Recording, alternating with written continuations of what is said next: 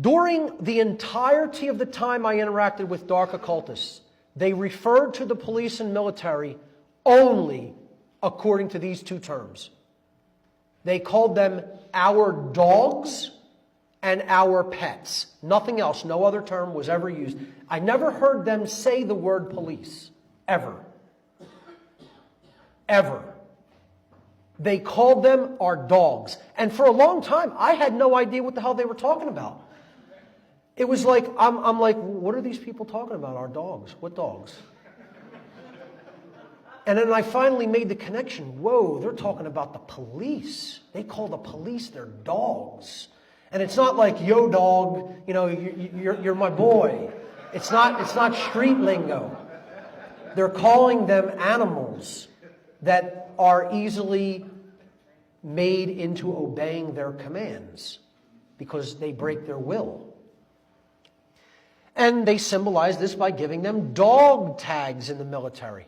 This is a perfect representation of how dark occultists see the police. If I drew that, it could not have been any more perfectly represented. I don't know who did it, but whoever drew that knows exactly how dark occultists think about cops. Exactly. Okay?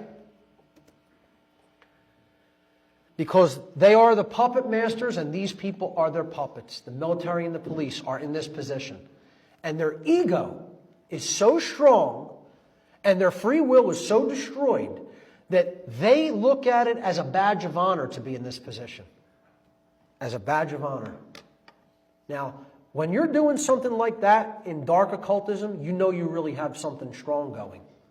Okay? Not only that, these people who the police attack dogs and military attack dogs are oppressing, look at that position as being some kind of a badge of honor and think it's honorable and virtuous. You're members of a cult. Police and military and those who are supporting them, you are cult members. It doesn't matter whether you don't believe it. It doesn't matter whether you don't think it's true. It doesn't matter whether you can't accept that because your ego is in the way. These are the people who own you. And they think they're legitimate in that ownership. I attended a ritual on Walpurgisnacht in 1997 in Whitehall, Maryland, just south of the Pennsylvania border. And it was in what you might call a mansion or a McMansion, you know, not a high-end mansion, but, you know, very, very rich neighborhood, let's put it that way. And after the ritual, there was a gathering in one of the rooms near the front of the house, and there was some refreshments served. And I was talking to a gentleman who looked something like this guy here. And this isn't an exact, accurate rendition. A listener to my radio show and podcast drew this for me from a description I made. Technically, this person was outside. So if you look at that as a door there and he was on the other side of the door, it would have been much more accurate. He was guarding the ritual house, a member of the police. And again, Jay told you stories about the police operating in art and basically being aware of murders that were being done in their district and basically saying, you know, better luck in the next life, kid. We know who's running this place. They're our bosses. They sign our paychecks. So you're shit out of luck.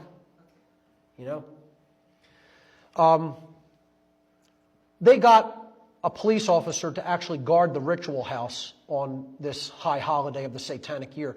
Technically, he would have been on the other side of a closed door here, but it was a glass door.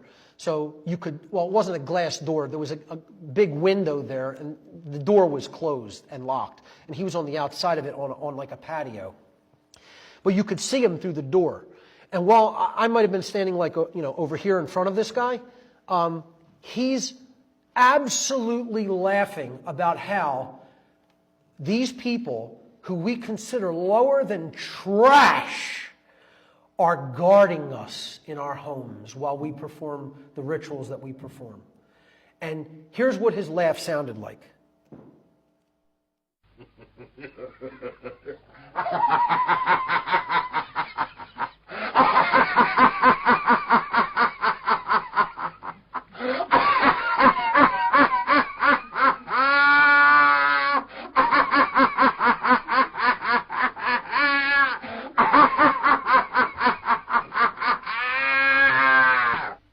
almost identical. The choking or gagging aspect was even more like heightened because he was like eating while he was laughing. He was eating and drinking while he was laughing, like food in his mouth, okay, like a gluttonous slob. And I'm telling you, you know that cackle or that force, like you can't even draw, you're laughing so hard you can barely draw another breath in. That's what it sounded like, okay? This is what these people think of the police. And you know what? Can't say I blame them. I think about them the same way. They're that big of a joke. You would enslave your own kind. What bigger kind of a joke is there? What kind of lower form of life is there than that? You deserve to be laughed at like that.